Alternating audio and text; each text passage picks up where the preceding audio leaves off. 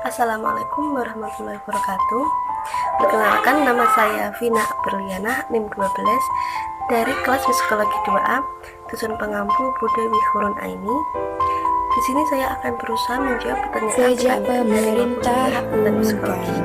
Itu ada 10 soal. November tahun Soal yang pertama baca, untuk apa belajar lebih memahami aliran serta jelaskan manfaat belajar psikologi. Menurut saya, belajar proses yang dialami setiap individu.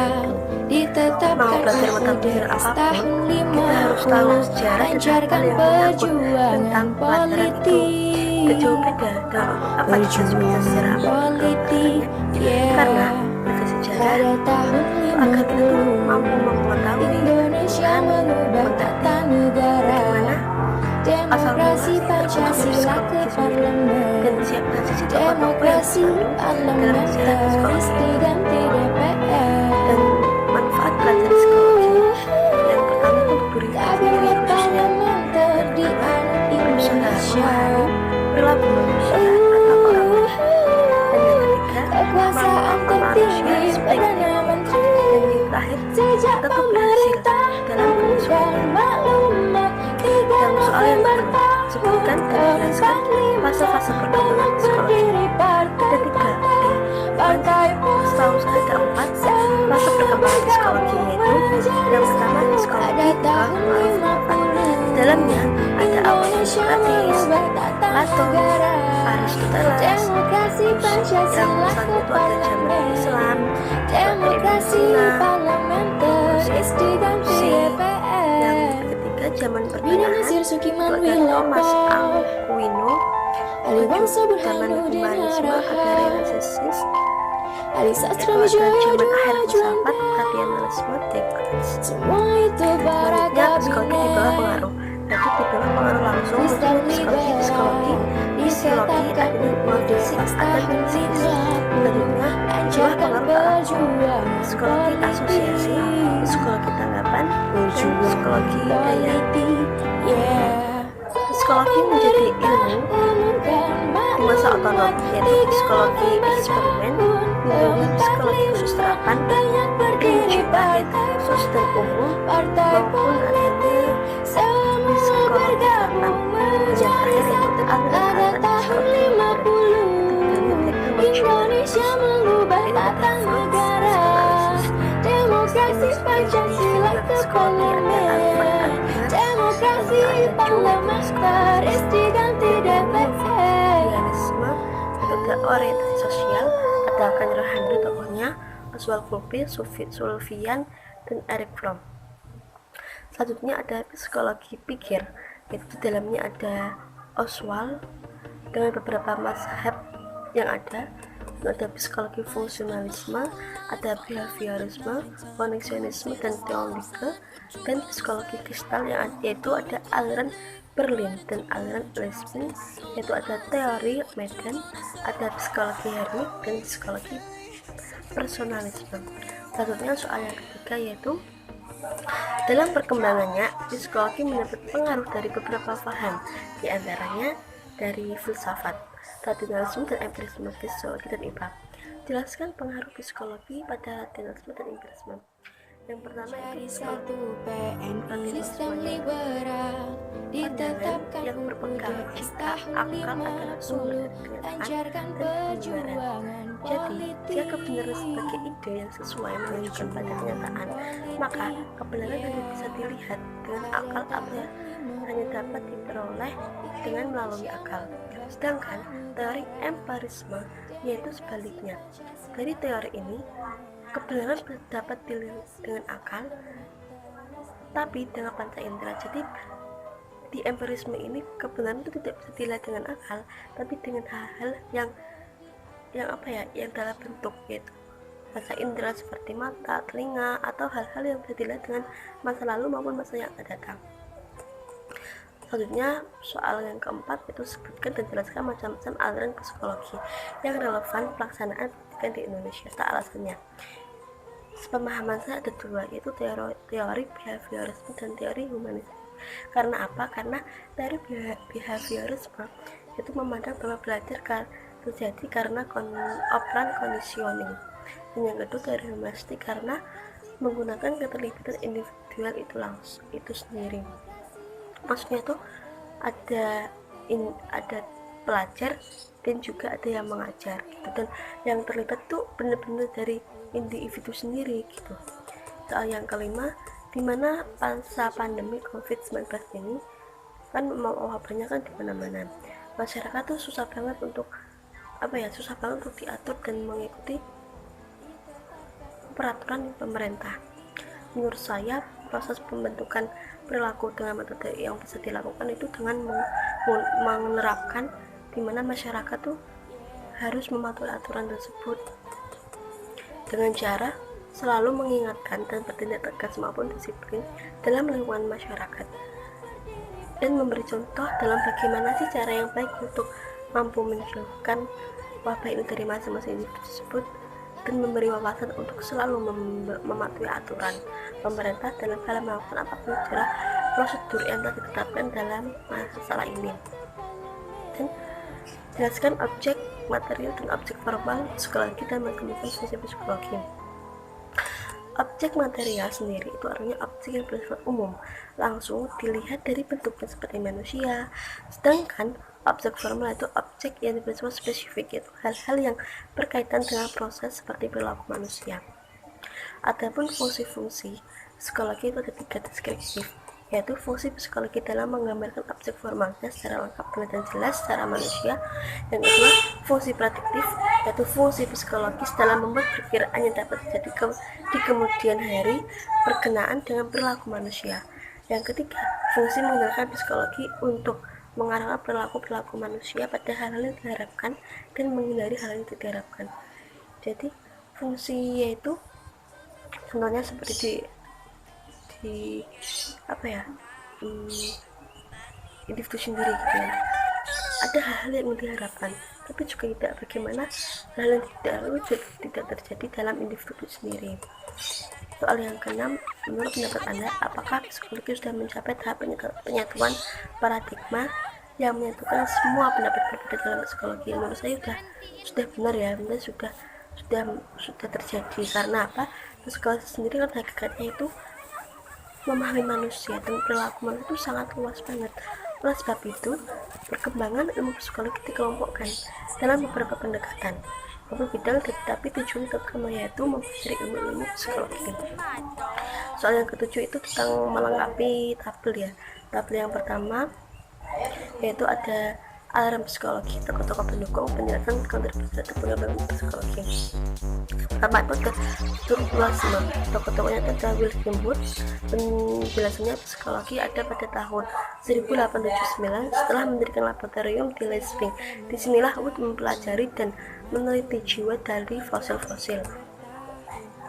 Terbentuknya aliran ini didasari oleh pendapat bahwa psikologi seharusnya mempelajari jiwa dari segi unsur-unsurnya, di mana jiwa tersebut tersusun. Kontribusinya itu, aliran ini banyak yang memakai sampai pada Amerika Serikat, dan banyak murid-murid dari Wood pun juga memakai aliran ini.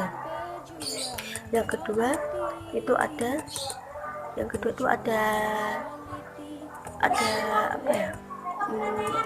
itu ada fungsionalisme, yaitu tokohnya itu William James. Penjelasannya, pengalaman kesadaran ini hakikatnya adalah suatu peristiwa atau proses, bukan diuraikan dengan unsur-unsurnya.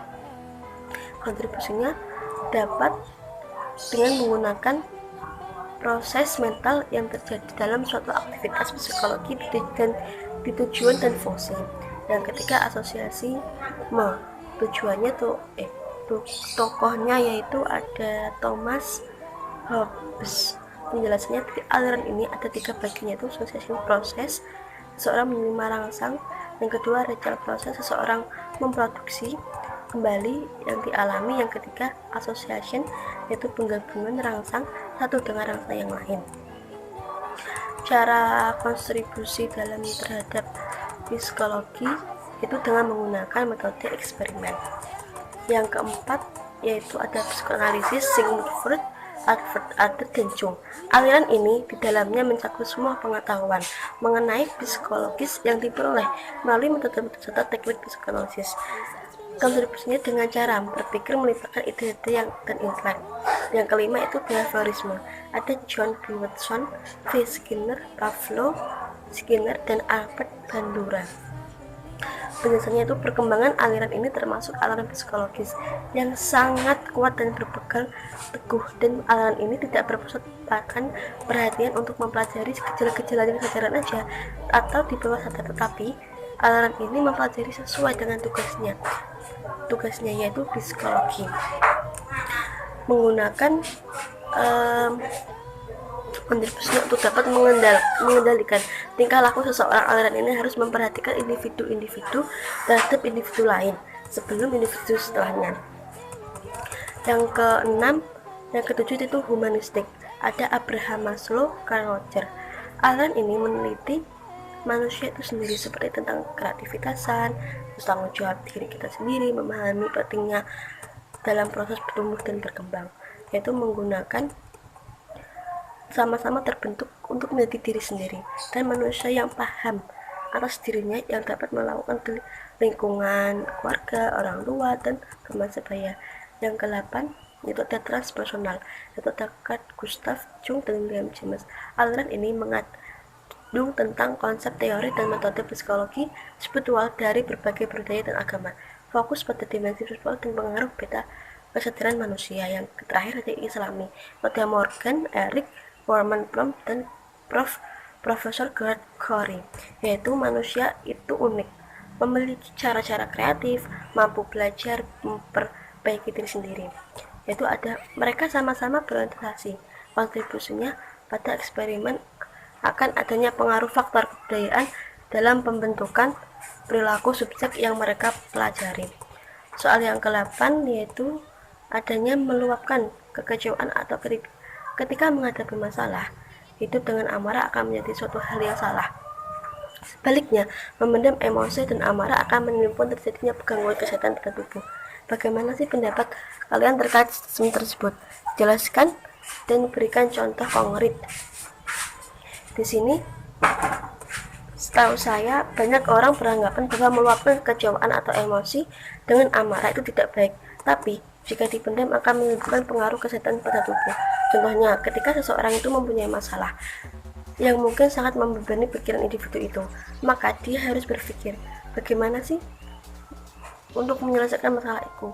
Walaupun masalah itu sangat sulit untuk diselesaikan, tapi seenggaknya ada yang mampu membuat hati terasa lega, itu dengan cara mencari orang untuk menempatkan, meluapkan, atau mencari sasaran untuk masalah yang sedang dihadapi tersebut, dan itu dapat membuatnya hati terasa lebih tenang, dan itu butuh pemahaman diri yang betul-betul harus paham dengan kondisi dia masing-masing. Individu seperti halnya pendekatan Rogers dan Maslow, yaitu memahami diri sendiri itu penting dalam proses tumbuh dan berkembang. Soal yang ke-9 yaitu dalam kehidupan sosial bermanfaat, lingkungan sangat penting dalam pembentukan perilaku seseorang. Lingkungan yang buruk dan tidak teratur akan menjadikan seseorang dapat memiliki kepribadian atau perilaku yang buruk jika tidak dapat mengatasinya dengan baik. Berikan contoh yang pembentukannya kepribadian maupun perilaku yang baik.